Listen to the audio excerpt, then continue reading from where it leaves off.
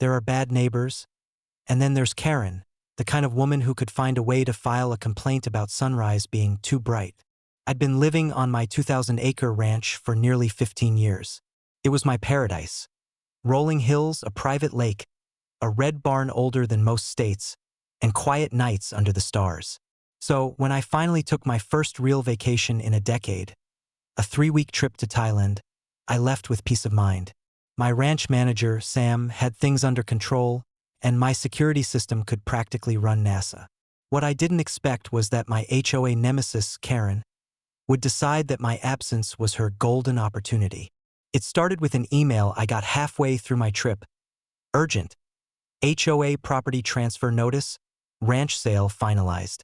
I nearly dropped my phone into the Andaman Sea.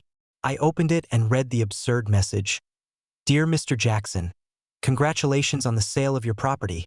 The Meadow Pines HOA welcomes the new owners and has begun processing their membership paperwork. Please note, HOA fees will continue under the new title holders. I stared at it for a full minute. New owners? My ranch was not for sale. I called Sam immediately. He picked up out of breath. Boss, thank God you called. You're not going to believe this. Karen's been parading real estate agents around the property all week. What? I nearly shouted over the noise of street vendors and scooters. She said the HOA was liquidating abandoned assets. The agents had buyers. She even put up a for sale sign. I cut my trip short that same night. For flights and 30 hours later, I landed back in Texas, jet-lagged and furious. The moment I pulled up to my ranch, I froze. There were balloons tied to the gate, a welcome home banner, and a silver SUV parked by the barn, with a couple inside taking photos. I walked straight up. Can I help you folks? The man smiled. We just closed on this place yesterday. Isn't it gorgeous? My blood ran cold. You what? Yeah. His wife chimed in. Karen from the HOA handled everything. Said you'd moved to Asia permanently. Before I could respond, another car rolled up, and out stepped her. Karen, clipboard in hand, sunglasses, pearls, and a look of pure smug satisfaction. Oh, Jackson, you're back early, she said, feigning surprise. We finalized everything. You'll be compensated once escrow clears. I took a deep breath, trying not to laugh from sheer disbelief. You sold my ranch? Technically, she said, adjusting her pearls. The HOA sold it. You've been gone for weeks. We assumed abandonment and took initiative to reassign ownership. Karen, I said slowly, you can't sell someone else's property.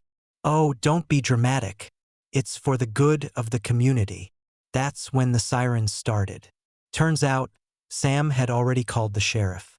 By the time the deputies pulled up, the buyers were realizing something was wrong. Sheriff Daniels stepped out, shaking his head. Karen, what on earth have you done now? She squared her shoulders. Sheriff, this is an HOA matter. That man abandoned his property, and the board acted accordingly. Ma'am, he said flatly, this land isn't under HOA jurisdiction, and you can't sell something that's not yours. But I had paperwork, she snapped. Daniels held out his hand. Let me see it. Karen proudly handed over a folder. The sheriff flipped through the pages, then started to grin. Karen, he said, this is a printout of Zillow. Her mouth fell open. He turned to me. Mr. Jackson, would you like to press charges? I smiled. For fraud, trespassing, and attempted grand theft real estate? Absolutely. The next few weeks were a legal circus. Karen tried to defend herself, claiming the HOA had implied authority to act on unoccupied land. Her buyers sued her for fraud. And the county prosecutor? He was practically giddy about the case. The security footage from my ranch sealed it. Hours of Karen leading tours, posting sale signs, and even directing movers to start inventorying assets.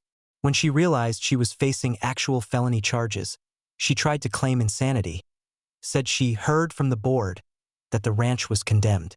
But when the judge asked to see the board, she named herself. The courtroom erupted in laughter. She was sentenced to 18 months of probation and ordered to pay restitution. Not to me, but to the couple she scammed.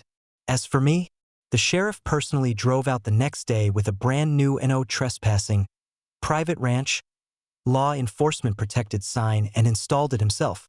Karen's name became a local punchline. The HOA voted her out unanimously. And my for sale sign? Kept it. Hung it on my barn wall with a little brass plaque underneath.